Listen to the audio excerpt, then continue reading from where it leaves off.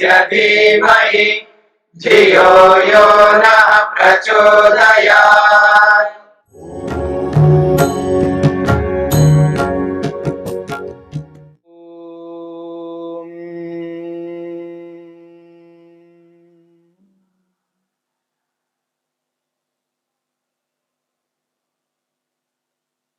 ईश्वर के स्वरूप को लेकर के विचार चल रहा है। ईश्वर का क्या स्वरूप है, ईश्वर की जो परिभाषा महर्षि पतंजलि ने किया है और उसकी जो व्याख्या महर्षि वेदव्यास ने किया है, उस व्याख्या से स्पष्ट प्रतीति होती है कि जैसा ईश्वर होना चाहिए वैसे ईश्वर को संसार के लोग आज स्वीकार नहीं कर पा रहे हैं।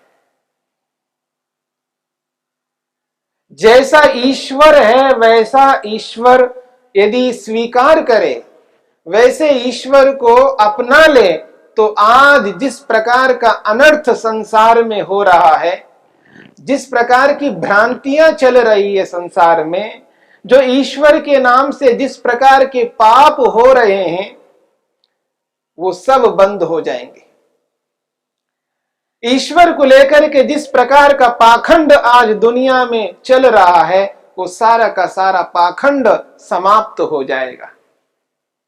जब वस्तु के रूप में जब जाना जाता है, तो व्यक्ति के मन में न भ्रांति रहती है, न व्यक्ति पाखंड करता है। उस वस्तु को उस वस्तु के रूप में जानकर उसके गुण कर्म स्वभावों के अनुरूप पर चलकर उस वस्तु से सुख ले सकता है, और यदि वो वस्तु दुखदाई है तो उसके दुख से बच सकता है।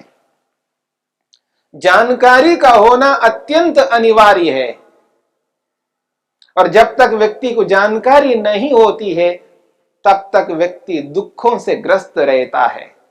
इसलिए महर्षि पतंजलि ने स्पष्ट किया है ईश्वर का स्वरूप किस प्रकार का है। वो कहते हैं ईश्वर क्लेशों से, कर्मों से मिलने वाले फलों से, और उन फलों के कारण से जो वासना बनती है, संस्कार बनते हैं, उन संस्कारों से सर्वथा भिन्न है, और पुरुष विशेषः, वो पुरुषों में विशेष है। ऐसे पुरुष विशेष को ईश्वर कहते हैं। ये ईश्वर की परिभाषा की है। और इसी प्रसंग में एक बहुत बड़ी विशेष बात कही है। ये जो क्लेश है और इन क्लेशों के कारण से जो कर्म होते हैं, वो कर्म जो धर्म और अधर्म के रूप में, जो एक अदृष्ट के रूप में बनता है, क्लेश और कर्म और उन कर्मों का जो फल है और उन फलों से बनने वाली जो वासना है, संस्कार है, ये सब के सब कहां पर रहते हैं, यानी क्लेश कहां रहता है, अर्थात अविद्या कहां पर रहती है, अविद्या का, क्लेश का अधिष्ठान आधार कौन है। और ये जो कर्म करते हैं, इन कर्मों के कारण से एक अदृष्ट बनता है, वो अदृष्ट रूपी कर्म कहां रहते हैं, जो आगे चल करके फल देने का कर्म करेंगे। वो अदृष्ट है जो आगे चल करके फल प्रदान करता है। यानी कर्म तो नष्ट हो जाता है। इस बात को समझने का प्रयत्न करना, जब हम कर्म करते हैं तो कर्म करते ही कर्म समाप्त होता है, कर्म तो क्षणिक होता है, लेकिन उस कर्म के कारण से एक अदृष्ट बनता है, एक ऐसा धर्म बनता है जिससे मनुष्य को फल प्राप्त होता है। क्योंकि प्रत्येक कर्म का फल उसी समय उसी वक्त नहीं मिलता है। अलग अलग प्रकार के कर्म होते हैं, उसके फल भी अलग अलग प्रकार का है। अलग अलग कर्म, अनेकों कर्म, असंख्य कर्म, और उनका फल भी अनेकों फल होते हैं, असंख्य होते हैं। असंख्य मनुष्य की दृष्टि से, आत्मा की दृष्टि से हम गिन नहीं सकते, हम गणना नहीं कर सकते हैं। अनगिनत कर्म हम करते हैं और अनगिनत फल हमको प्राप्त होता है। वो जो फल है जो भविष्य में प्राप्त होने वाला है, वो तभी प्राप्त होगा जब उस कर्म का एक ऐसा स्वरूप बन जाए, उस कर्म के कारण से एक अदृष्ट बन जाए। तो वो क्लेश, वो अदृष्ट रूपी कर्म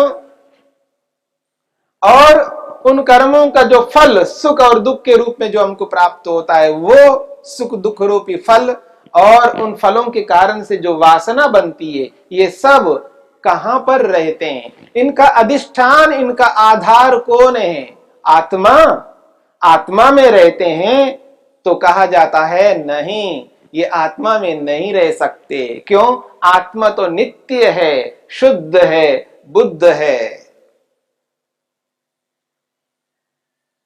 आत्मा अप्रतिसंक्रमा है, जो आपने दूसरे सूत्र की व्याख्या में समझने का प्रयत्न किया था। आत्मा में कोई भी आकर के मिल नहीं सकता।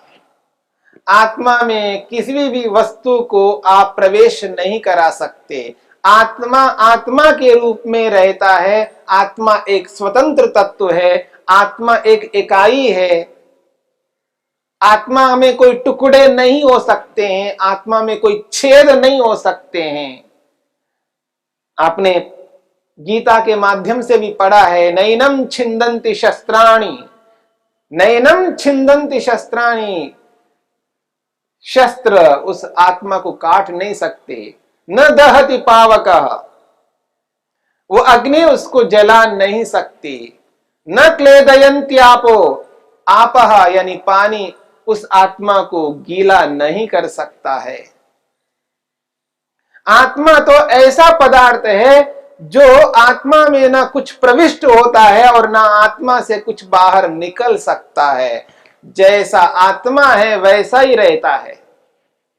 तो जब ये क्लेश, कर्म, विपाक और आशय रूपी वासना, ये सब कहां पर रहते हैं? इनका अधिष्ठान, इनका आधार कौन है? आत्मा तो नहीं हो सकता, क्योंकि आत्मा निर्लिप्त है। उसमें कोई लिप्त नहीं हो सकता, उसमें कोई आकर के घुल मिल नहीं सकता। यदि ऐसी स्थिति है तो उस स्थिति में क्या होगा कि कौन इनका आधार है? तो महर्षि पतंजलि ने जिस रूप में सूत्र को प्रस्तुत किया है और उस सूत्र के अंतर्निहित सूक्ष्म बातों को जो सूत्र के रूप में दिखाई नहीं देता है, जबकि सूत्र के अंतर्गत विद्यमान है। सूत्र तो सूत्र संक्षेप होता है। सूत्र का मतलब बहुत संक्षेप। उस संक्षेप सूत्र को जब हम विस्तार करते हैं तो उस सूत्र के अंदर छुपे हुए जितने भी विषय है वो सब बाहर निकल के आते हैं। इसलिए महर्षि वेदव्यास ने इस सूत्र की व्याख्या करते हुए स्पष्ट किया है, ये जो क्लेश है, ये जो कर्म है, ये जो विपाक रूपी फल है और इनसे प्राप्त होने वाली जो वासना है, ये सब के सब कहां पर रहते हैं? तो कहते हैं ते च मनसी वर्तमानाः पुरुषे व्यपदिश्यन्ते। बहुत अच्छी बात कही है। ते च मनसी वर्तमानाः पुरुषे व्यपदिश्यन्ते। ते का मतलब वे कौन? क्लेश, कर्म, विपाक और आशय, वो सब के सब मनसी वर्तमाना, मन में रहते हुए। इनका अधिष्ठान, इनका आधार मन है। मन में रह सकते हैं क्योंकि मन एक विकृत पदार्थ है, विकार पदार्थ है, विकार को प्राप्त हुआ पदार्थ है, कार्य पदार्थ है, बना हुआ पदार्थ है। सत्व रज तम से उत्पन्न हुआ है मन, नित्य नहीं है। इसलिए उसमें विकार हो सकते, उसमें परिवर्तन हो सकते, उसी में कोई आकर के रह सकता है और उससे कोई पृथक हो सकता है। जुड़ना और अलग होना ये मन के अंदर संभव है। इसलिए महर्षि पतंजलि और महर्षि वेदव्यास कहते हैं तेच मनसी वर्तमानाः, और वे जो क्लेश, कर्म, विपाक और आशय है वो मनसी, मन में, वर्तमाना रहते हुए, पुरुषे व्यपदिश्यन्ते, पुरुष में कहे जाते हैं। रहते तो हैं मन में लेकिन कहे जाते हैं आत्मा में, पुरुष में। अजीब बात है। देखिए, रहते तो मन में और कहा जाता है आत्मा में। ये कैसा व्यवहार हुआ? जब रहते हैं मन में तो मन में रहते हैं, ऐसा क्यों नहीं कहा जाए? रहे किसी और में और कहा जाए किसी और में, हाँ ऐसा ही कहा जाता है, ऐसा ही कहा जाता है। लोक में ऐसा प्रयोग अक्सर हुआ करता है। लोक में ऐसा प्रयोग अक्सर हुआ करता है, उसी के आधार पर यहां पर है, यानी शास्त्र के आधार पर लोक है, लोक के आधार पर शास्त्र है। शास्त्र के अनुरूप लोक चल रहा है और लोक के अनुरूप शास्त्र है। ये जो वेद है, वेद ने जो विधि विधान के रूप में हमारे सामने रखा है, जो विधि और निषेध के रूप में जो कुछ भी हमारे सामने रखा है, उसी के अनुसार आज हम संसार में चल पा रहे हैं। ठीक इसी प्रकार यहां पर जो शास्त्र कहता है, योग कहता है, महर्षि वेदव्यास कहते हैं, तेचा मनसी वर्तमाना, वे जो क्लेश कर्म आदि है मन में रहते हुए पुरुषे व्यपदिश्यन्ते, पुरुष में कहे जाते हैं। क्यों? स ही तत्फलस्य भोक्ता इति, विशेष बात कही जा रही है। क्यों पुरुष में कहे जाते हैं? रहते मन में और पुरुष में कहे जा रहे हैं, ऐसा क्यों? तो वो कहते हैं, स्पष्ट करते हैं, स ही तत्फलस्य भोक्ता इति, सह वह जीवात्मा, वही आत्मा, तत्फलस्य उनका जो फल है, किनका? कर्मों का। जिस प्रकार के कर्म हमने किए हैं, चाहे वो पाप के रूप में चाहे पुण्य के रूप में, जिस प्रकार के कर्म हमने किए हैं, उन कर्मों का जो फल है सुख या दुख के रूप में, तत्फलस्य उन कर्मों का जो फल है, उस फल को भोक्ता, भोगने वाला आत्मा, आत्मा है। उनके फलों को भोगने वाला आत्मा होने के कारण से आत्मा में कहे जाते हैं, परंतु रहते हैं मन में। आत्मा तो शुद्ध है, नित्य है, बुद्ध है, मुक्त स्वभाव वाला है, फिर भी आत्मा में इसलिए कहे जाते हैं क्योंकि उसके फलों को आत्मा ही उपभोग करता है, यानी उन फलों का अनुभव, उनकी अनुभूति जीवात्मा करता है। ये जो फल है, ये जो दुख है, ये जो सुख है, आता है तो मन में, सुख आता है मन में और दुख आता भी मन में। जितना भी सुख आज तक हमने प्राप्त किया है, उसका आधार मन बना रहा। जितना भी दुख हमने प्राप्त किया है, उसका आधार मन बना रहा। वो मन में ही आया है सुख, वो दुख भी मन में ही आया है। परंतु जो मन में दुख आया है, मन में जो सुख आया है, उसकी अनुभूति, उसका एहसास, उसका अनुभव मन नहीं कर सकता। मन जड़ पदार्थ है, नॉन लिविंग थिंग है, परंतु उसका अनुभव आत्मा करता है। उसकी अनुभूति जीवात्मा करता है, उसका एहसास हम करते हैं, मन नहीं करता। क्या एहसास करते हैं? जब वो सुख है तो अनुकूल एहसास करते हैं, बहुत अच्छा है, अच्छी बात है, आने दो सुख। वो सुख आता रहता है मन में, और मन में आए हुए सुख को आत्मा दूर से ही देख करके अनुभव करता है, बहुत अच्छा है, बस ऐसा ही आता रहे।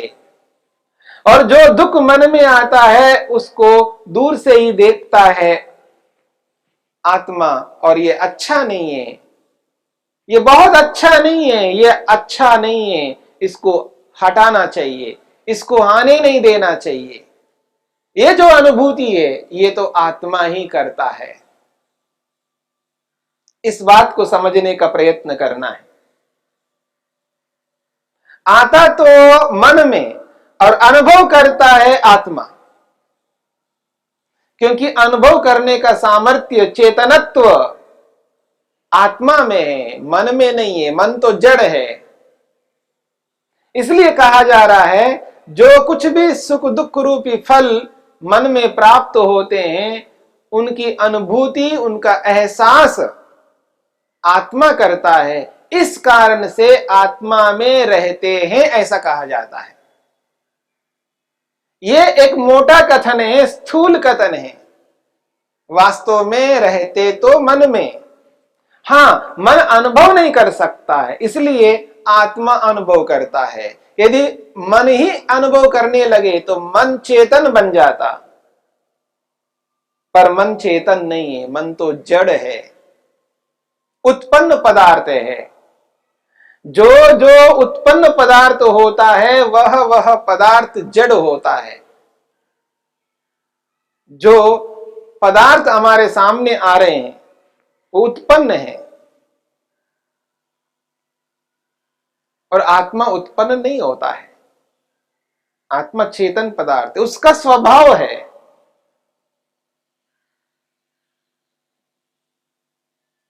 इसलिए यहां पर जो मन है वो उत्पन्न पदार्थ है, वो जड़ पदार्थ है, वो चेतन नहीं है। इसलिए समस्त पदार्थ जड़ में ही आते हैं और जड़ से ही अलग होते हैं।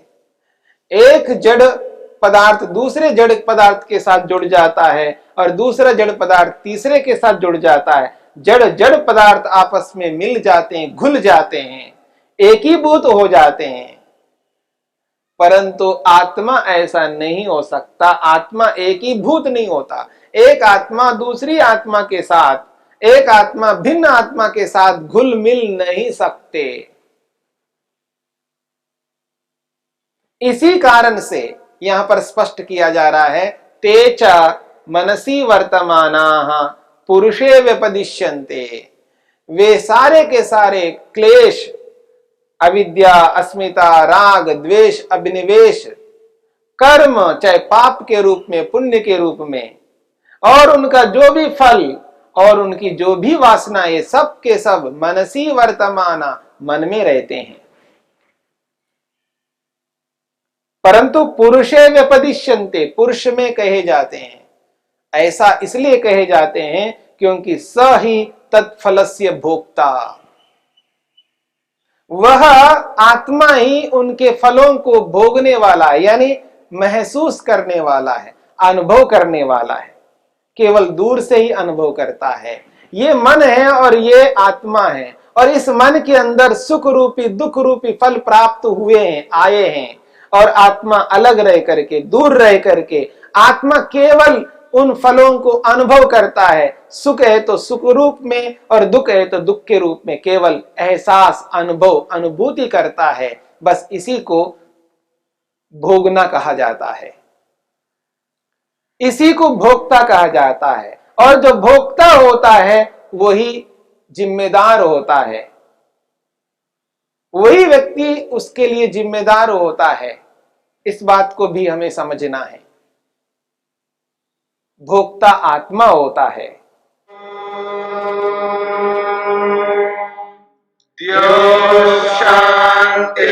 शांतिरंतरिक्षं शांति पृथिवी शांतिरापः शांतिरोषधयः